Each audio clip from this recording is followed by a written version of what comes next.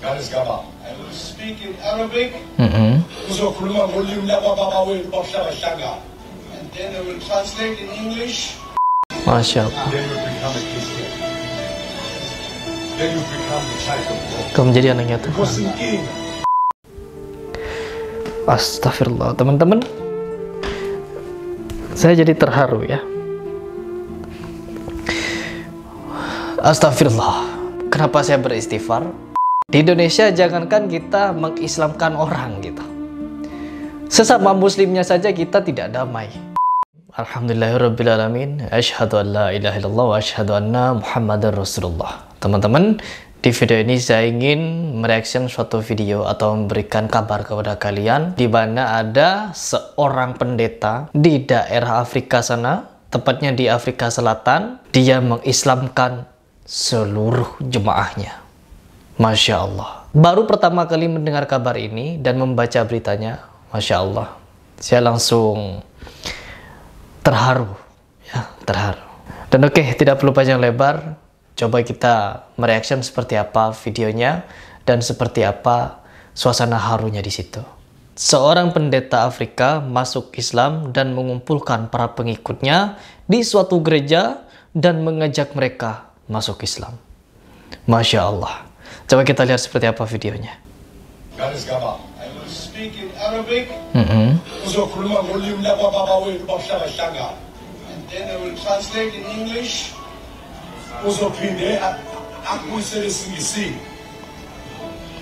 And you will translate it in Zulu. Langsung dipimpin oleh pastor mereka sendiri. Everybody repeat after me. Ashhadu. Asyhadu an la ilaha illallah.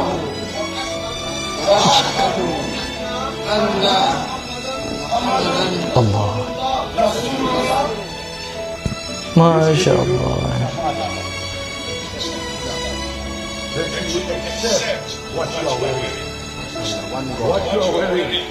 What you accept it. Logos comuni. Manifestamente. Nunca chora. Manifestamente. Loluka. Decide. To accept it in your heart today. Masya Allah. Then you become a Christian. Then you become a child of God. Kau menjadi anaknya Tuhan. This is a very big symbol. Masya Allah. Ada kalimat yang terakhir, yaitu di mana pendeta ini menyebutkan ketika kamu menjadi seorang Kristen, kamu menjadi anak Tuhan. Tetapi ketika kamu menjadi seorang Muslim, dia adalah raja, ya, yang tidak memiliki anak dan tidak diperanakkan. Masya Allah. Coba kita baca dulu captionnya ya teman-teman. 1000 jemaah gereja dibimbing masuk Islam oleh pastornya. Jemaah gereja di Afrika Selatan, tepatnya di Durban, memilih menjadi mualaf setelah seorang pastor bernama Abraham memberi tausiah mengenai apa itu Islam. Masuk Islam berjemaah ini terjadi ketika hari perayaan Paskah di Lazi. Setelah satu jemaah gereja ini menjadi Muslim, kini gereja tersebut sudah diubah menjadi masjid untuk mereka gunakan sebagai tempat ibadah. Semoga mereka tetap istiqomah dengan Islam sampai akhir hayatnya. Masya Allah. Masya Allah. Masya Allah. Astagfirullah, teman-teman. Saya jadi terharu ya. Astagfirullah. Kenapa saya beristighfar? Kita sebagai seorang Muslim kadang ya melihat apa yang terjadi di Indonesia. Di Indonesia jangankan kita mengislamkan orang gitu, sesama muslimnya saja kita tidak damai.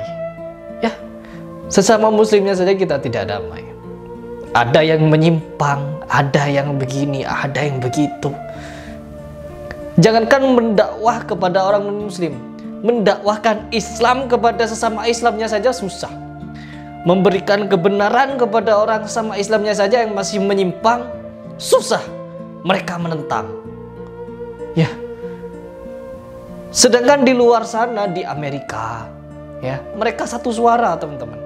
di luar negeri mereka satu suara, ya, menjalankan syariat satu suara. Tidak seperti di Indonesia. Sesama Islamnya kita bentrok. Islam yang ini nyerang Islam yang itu nyerang yang ini. Belum lagi sistem belah bambunya, belum lagi sistem adu dombanya. Allahu Akbar. Saya tadi sempat menangis ya, cuman saya tahan karena ketika saya melihat fenomena di Afrika ini, seorang pendeta memimpin jemaahnya yang di situ terbilang 1000 jemaah dan memimpin mereka masuk ke dalam Islam, bersyahadat dan merubah itu gereja menjadi masjid. Kalau di Indonesia gak kayak gini, teman-teman. Ya, ini yang buat saya beristighfar tadi. Ya, pengajian dibubarkan. Ada yang membubarkan pengajian dengan na'udzubillah. Bagaimana mungkin kita sebagai muslim di Indonesia ini bisa mencontoh mereka, sedangkan kepada sesama muslimnya saja kita tidak damai itu. Kita lihat di media sosial, ketika kita saling mengingatkan, ketika kita menyampaikan suatu kebenaran, ada yang begini, ada yang begitu, ada yang begini, ada yang begitu.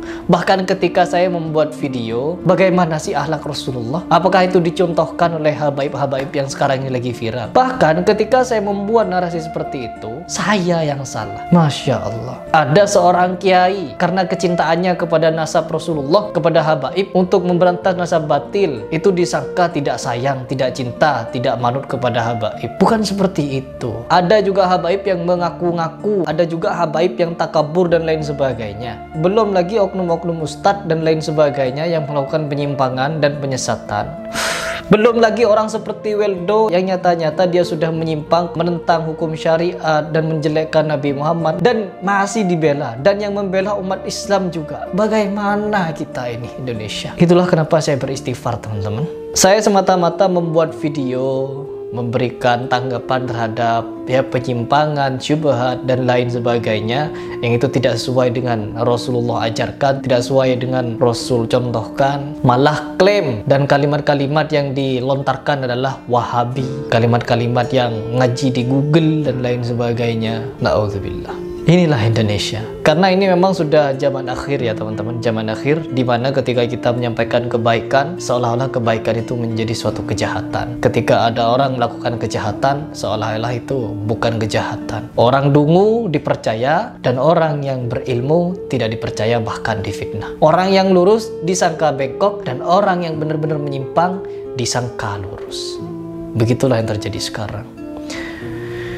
Oke teman-teman, semoga kita semua bisa mengambil pelajaran dari fenomena masuknya Islam para saudara kita yang baru masuk Islam di Afrika Selatan sana. Semoga kita diberikan keistiqomahan di dalam menyampaikan kebaikan, melawan syubhat, melawan kemungkaran, dan berdakwah di dalam jalan yang benar. Saya Ripras, apabila di video ini yang salah, saya minta maaf. Tetapi apabila ini benar, itu dari Allah Subhanahu wa Ta'ala. Salam.